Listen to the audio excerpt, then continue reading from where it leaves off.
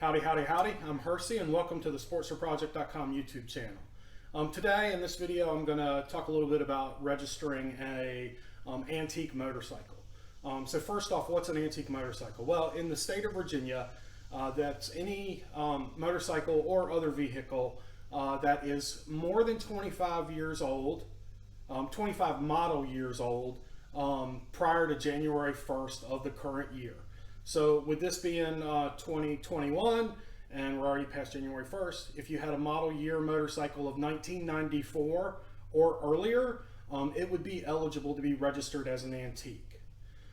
So what does it take to register as an antique? A few things. One, it's got to meet the age requirements.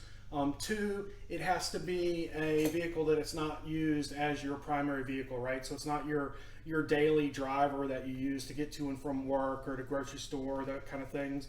Now that doesn't mean you can't drive it to work every once in a while, but it's just not supposed to be your primary vehicle.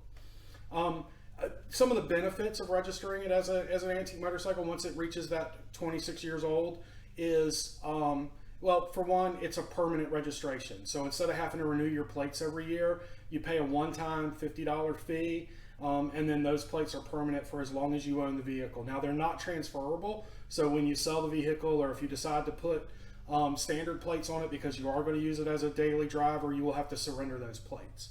Another thing, once you register it as an antique vehicle, it's no longer required that you pay personal property tax on it. So in Virginia, we pay personal property taxes based on the value of the vehicle. Once you register a motorcycle or any other vehicle as an antique, it's no longer subject to those personal property taxes. Another thing, if you have it registered as an antique vehicle, you don't have to do the annual Virginia State Safety Inspection, right? So every year you have to take your car to a certified inspection station, and they do a safety inspection of car or motorcycle, right? And they check things like, do the headlights work? Do the turn signals work? Are the brake pads in good working order? Et cetera, et cetera, et cetera. A whole list of things that they check. Once you register a vehicle or a motorcycle as an antique vehicle, you no longer have to get those state safety inspections done. You have to do what they call a self-certification. In other words, you operating the vehicle on a Virginia road as an antique vehicle, you are self-certifying that the vehicle is safe for operation on Virginia highways. So, it's kind of subject to your interpretation. I mean, it's a motorcycle. You're going to want to be safe. You want things like brakes to work and headlights to work and those kind of things. So you just check those. Now, there are some limitations. One is you can't, or you're not supposed to operate the vehicle for more than 250 miles from its registered address, right? So having antique tags on it, you're saying that it's not your daily rider, right? That you're going to use it for things like motorcycle shows or motorcycle events, and those events are going to be within 250 miles of your house. Now, I don't know how much that is enforced or how strict the enforcement is on that, so I've never been pulled over on one of my antique registered motorcycles. But if you get caught, and I guess somebody wants to kind of be a hard ass on it, if you're more than 250 miles from home, they can revoke your antique tags, and then you're not eligible to put antique tags back on the vehicle for a period of 5 years. So it's just something to think about. I'm guessing it's not strictly enforced. If it's an antique motorcycle, you're probably using it for things like shows and events, and probably not for like cross country, though. I mean, you could. Now, if you want to use a motorcycle that could be registered as an antique as a daily driver, or use it, for more than 250 miles from the registered address, then you can register it with just standard plates. If it has standard plates on it, it has to have this state inspection, and it is subject to personal property taxes. So just keep that in mind. So how do you get your vehicle registered or your motorcycle registered as an antique and get antique tags for it? Well, first it's got to be more than 25 years old prior to January 1st of the current year. And the easiest way is there's two forms that you have to fill out. One is the VSA 10, and that's just a license plate application. So this is just the application for a license plate for any vehicle, right? The second form that you have to fill out is the certification, the antique vehicle certification. And is what this certification is doing is it's just saying that, hey, you own or have access to another vehicle that has a standard registration on it that you can use as your daily driver. Because again, once you've registered as an antique vehicle, it's not supposed to be used as your daily driver. So you fill out these two forms. You can mail it to the DMV, or you go to a DMV or a DMV select office. DMV now is still a lot of by appointment only, but there are some DMV select offices that are open for walk-ins. You go to a DMV select office, you provide them with the paperwork, they enter it on 35 different screens because it's the DMV, can't do anything really easy.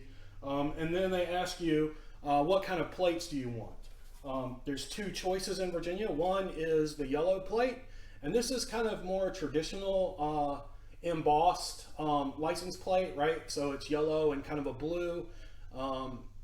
You get one plate for a motorcycle, or you can choose the black plate. And the black plate is more of like a screen printed. It's not embossed. If you can see that, there's no, the numbers aren't embossed out on it. Just kind of screen printed on there. It's like a heavy vinyl. I have both of these on different motorcycles. Some of them I have black, some of them I have the yellow. Both are about the same as far as whatever durability or what have you. I mean, the embossed plate looks a little more like a license plate, but they both serve the same purpose. Once you tell them that, then you pay your $50 one-time fee, and they issue you a temporary tag. So the temporary tag is typically good for the month that you're put the application in, and the next month. So that gives you them time to print the plate and then send it to you in the mail.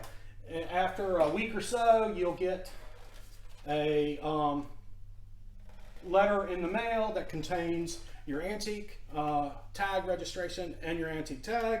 You can then put it on the motorcycle and drive it legally on Virginia roadways to the limitations of the antique vehicle registration. An important thing to note is in Virginia, all registered vehicles are required to have a minimal liability policy. I don't know what those minimums are, but you have to have that that liability policy, and that also applies to motorcycles with antique plates. If you don't have that liability insurance on your motorcycle, you will have to pay the uninsured motorist fee, which is a $400 yearly fee. So just kind of recap. If the model year of your motorcycle is greater than 25 years old prior to January 1st of the current year, you can register it for antique tags. It becomes then an antique vehicle. You're no longer subject to personal property tax. The plate is permanent, so you don't have to renew it every year, and you're no longer subject to the annual state safety inspection. You self-certify that by operating the vehicle on a Virginia roadway, that it is safe. Some limitations: you can't drive it more than 250 miles from your residence or where it is registered, and you can't be used as your daily driver.